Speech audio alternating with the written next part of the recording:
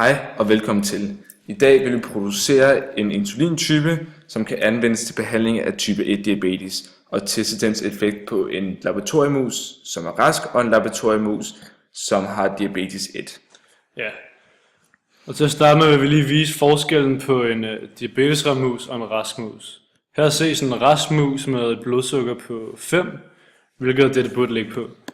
Når vi så giver den noget sukker i form af juice her, kan vi se, at blodsukkeret stiger, men samtidig så falder det rimelig hurtigt igen og falder ned til 5. Så det vil sige, at den regulerer dens blodsukker ret hurtigt.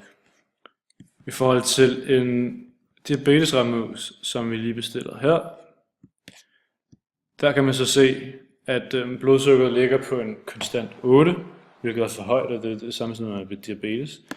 Når man så giver den noget sukker, kan man se, at det selvfølgelig stiger også, men i modsætning til den raske mus, så falder blodsukkeret hos den diabetesramte mus meget, meget langsomt. Ja.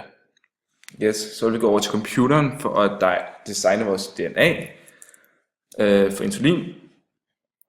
Og vi vil starte med en promoter, for den kræves for at RNA-polymerasen kan aflæse genet og transkriptere DNA'et til mRNA. Ribosom bindingssite tilføjer vi også, da det gør det nemmere for ribosomet at binde til mRNA'et. Derefter tilføjer vi startkoderen, som fortæller cellen, at her begynder koden for genets protein. Og nu kan vi komme til det proteinkodende område, hvor vi selvfølgelig skal indsætte insulin, men vi indsætter også antibiotikaresistens B, og det vil vi senere forklare hvorfor.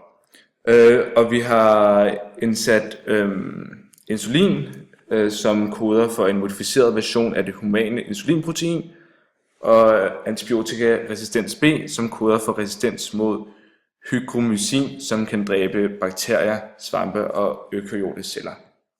Som stopsignal, når proteinkoden er slut, bruges stopkoderen, og så til sidst tilføjer vi så terminatoren, og dens funktion er at afslutte transkriptionen af DNA til mRNA.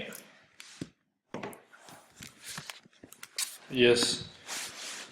Nu vil vi så blande vores bestilte DNA sammen med gærceller, da gærcellerne vil fungere som en cellefabrik for vores nyfundne DNA. Det gør vi lige her. Blander vi det sammen med et nyt reagensglas.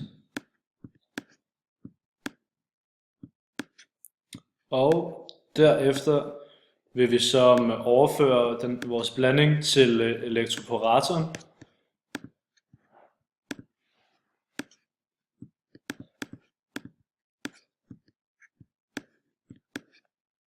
Yes. Og så tænder vi for den. Og her befinder DNA'et sig uden for gærcellerne, og når vi tilfører elektricitet, kan DNA'et så komme ind gennem cellemembranen. Her kan vi så se, at der forekommer en transkriptation, og det som kommer ud af gærcellen er en mRNA-streng, som bliver dannet til vores designede DNA her senere. mRNA'en bliver transporteret til cellens cytoplasma, altså ribosomerne, og der foregår translationen til protein lige her omkring. Denne translation forekommer ved hjælp af komplementære tRNA-molekyler, som afgiver en aminosyre, som ses her, til en lang aminosyrekæde. Og så har vi det færdige protein, lige om lidt, som kommer op her, som koder for insulin. Yes, og så vil vi overføre vores gensplejsede gærceller til en petriskål, da der i en petriskål er masser af plads til at vokse. Og vi vil også tilføre antibiotikum B, da det resulterer i, at de celler, som har tabt vores designede DNA under denne proces, dør grundet manglen af antibiotika B-resistens, som jo indgik i vores designede DNA. Det skal lige siges, at i praksis bliver antibiotika B støbt ind i petriskålen, og man kan ikke blot tilsætte stoffet efterfølgende, som vi kommer til at gøre.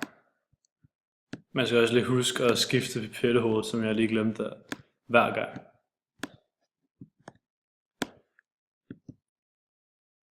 Yes. Sådan der.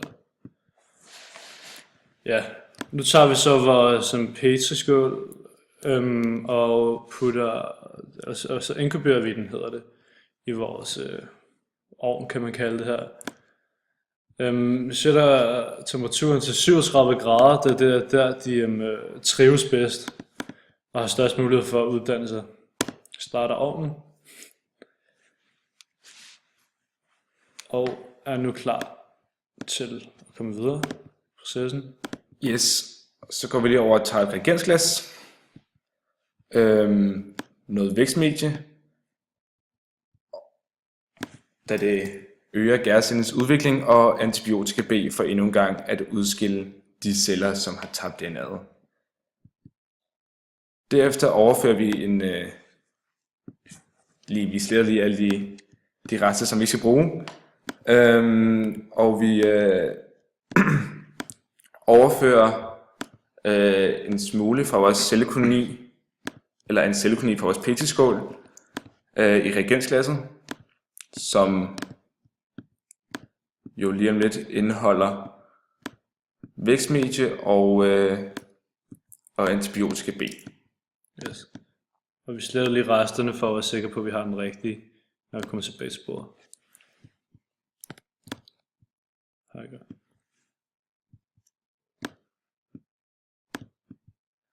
Yes. Vi inkuberer reagensglasset og tilfører den en varme på 37 grader endnu en gang, for at den endnu en gang kan udvikle sig ved sin rette temperatur. Ja, det hjælper vækstmediet, som sagt, også godt til. Yes. Det vi gør nu er, at vi blander indholdet af reagensglasset sammen med noget antibiotikum B endnu en gang for at dræbe de resisterende celler, som har tabt vores designede DNA. Vi overfører indholdet af reagensglasset til fermentoren lige om lidt, når vi har blandet tingene her.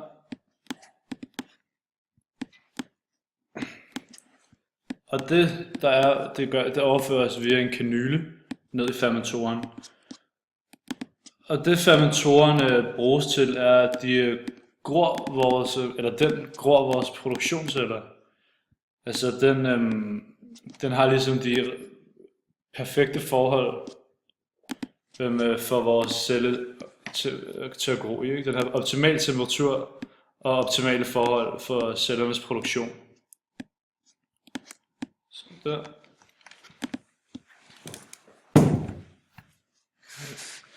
Vi har forsøgt os frem adskillige gange for at finde den bedste pH-værdi og temperatur, og væksten har været mest optimal ved en pH-værdi på 7, hvilket betyder, at de vokser bedst ved den neutrale pH-værdi og en temperatur ved 37 grader.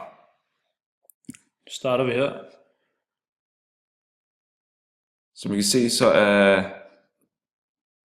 er vores fermenteringen gået godt. den er gået godt. Vi har fået et oprenset protein, og det er vores, det vi nemlig fået, som man kan se her, har vi fået et rent produkt af insulin.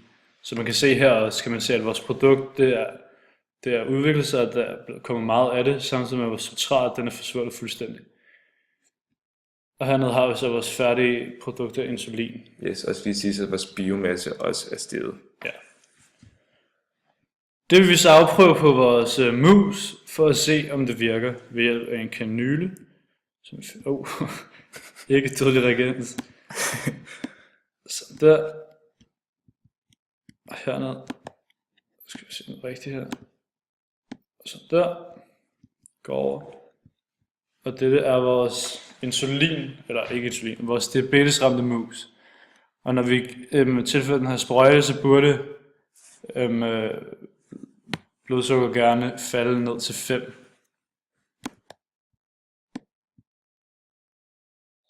Rimelig hurtigt. Succes. Og som man kan se her, falder blodsukkeret meget hurtigt ned til 5. Og vil så selvfølgelig stige langsomt igen, da den stadig har diabetes. Den skal nemlig have et insulinshot en gang imellem.